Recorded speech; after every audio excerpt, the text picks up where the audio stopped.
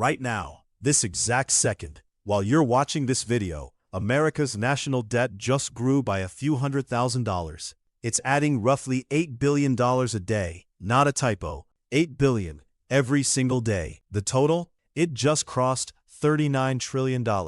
That number is so large your brain can't actually process it. So here's a way to try. If you counted $1 per second without sleeping, without stopping, it would take you 1.2 million years to reach 39 trillion. And yet, the US stock market is sitting near record highs. Treasury bonds are still considered the safest investment on earth. The dollar is still the world's reserve currency. That contradiction is the entire story tonight. Because normal logic says, if a person borrows more than they could ever realistically pay back, they go bankrupt. But a country, apparently, doesn't play by that rule. And until you understand why it doesn't, you have no idea when this system actuates. This isn't a trivia fact. This is the engine underneath your mortgage rate, your savings account, your job market, your retirement fund. Every time the Federal Reserve raises or cuts interest rates, it's wrestling with this debt. Every time you hear about a debt ceiling crisis in Congress, that's a symptom of this exact machine.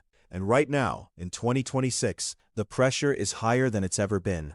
America's debt-to-GDP ratio, debt compared to the size of the entire economy, sits at roughly 123%. That means the country owes more than it produces in an entire year. Interest payments alone, just the cost of servicing this debt, not paying it off, now eat up about 14% of the entire federal budget. That's more than the US spends on national defense in many recent years. So here's the real question hiding underneath all of it. Is America actually broke? Or are we using a definition of broke that simply doesn't apply to a country with a printing press? Let's start with the basics, because this is where most explainers lose people. When the government runs a deficit, it means it spent more than it collected in taxes that year. To cover that gap, the Treasury sells bonds. A Treasury bond is basically an IOU. You hand the government money, and they promise to pay you back with interest, sometimes in a year, sometimes in 30. So who actually buys these IOUs? Banks, pension funds, insurance companies, foreign governments. Japan and the UK are currently among the largest holders. And here's the part that changes everything. The Federal Reserve buys them too. When the Fed buys government bonds, it's effectively creating new money to do it. This is why people say America can just print its way out of debt. And technically, that's true. Unlike Greece during its 2010 debt crisis, which used the euro and had zero control over its own currency, America controls the dollar completely. It can print more, which means an actual default, where the US simply can't pay, is almost impossible, unless it chooses to. But that raises the real question. If you can just print the money you owe, what does broke even mean anymore? This is where it gets uncomfortable. Printing money isn't free. The cost just doesn't show up where you'd expect. It shows up as inflation. When more dollars flow through the economy, without a matching increase in actual goods and services, each individual dollar becomes worth a little less. It's a tax nobody votes on. No bill gets passed for it, but it shows up on every grocery receipt. The inflation spike of 2021 through 2023 wasn't just a supply chain story. It was, in large part, the direct consequence of trillions of dollars printed during the pandemic finally working their way through the system. Now stack a second layer on top of that. Interest rates. When the Fed raises rates to fight inflation, the government also has to pay more interest on its own new debt. That creates a loop. More debt, higher interest costs, more borrowing just to cover the interest, even more debt. The average interest rate the US now pays across its total marketable debt sits around 3.4%. 5 years ago, it was about 1.5%. That means the cost of carrying the exact same debt has more than doubled, without the government spending a single extra dollar on anything new. And here's the irony. Nobody puts on a headline. America is now borrowing money specifically to pay the interest on money it already borrowed. It's paying off one credit card with another credit card and calling it fiscal policy. The hyped version goes, don't worry,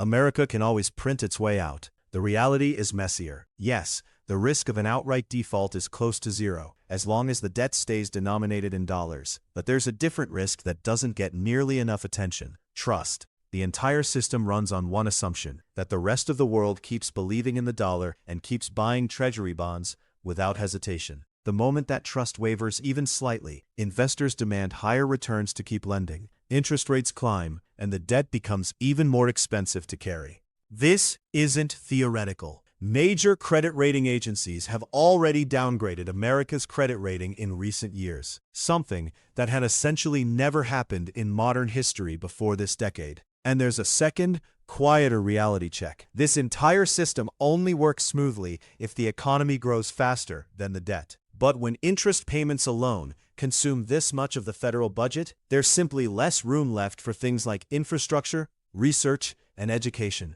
At that point, technically not broke starts to feel like a hollow kind of victory, because the real question was never whether America will default. It's how much is actually being sacrificed just to maintain the illusion that everything is fine. Zoom out far enough, and this stops being just an American story. The entire global financial system is built around the dollar. Oil pricing, international trade settlements, central bank reserves around the world. Almost all of it is denominated in dollars, which means when America prints money, it's not only Americans who absorb the cost. The entire world quietly shares that inflation tax. That's exactly why countries like China and Russia have spent years slowly diversifying their reserves, buying gold, exploring alternative currencies. It's not some grand conspiracy. It's a slow hedge against a system that everyone privately suspects can't expand forever. The long-term risk is simple to state and uncomfortable to sit with. If interest costs keep growing at this pace, within a few decades, America could be spending more on interest payments alone than it collects in total tax revenue. At that point, there are only three real options left: raise taxes, cut spending, or print even more. The third option is always the most politically convenient. It's also the one that keeps the entire inflation and trust erosion cycle spinning. So no, America isn't technically broke. The odds of an outright default are close to zero. The system is working right now, but working and sustainable have never meant the same thing. Every financial system in history that eventually collapsed said the exact same thing the day before it collapsed. It's still working. So the real question isn't whether America defaults tomorrow. The real question is, when the rest of the world finally decides that unlimited trust in the dollar is no longer safe, will we still be telling ourselves the system is working? Or will we have started asking, long before that day, how much longer it actually can?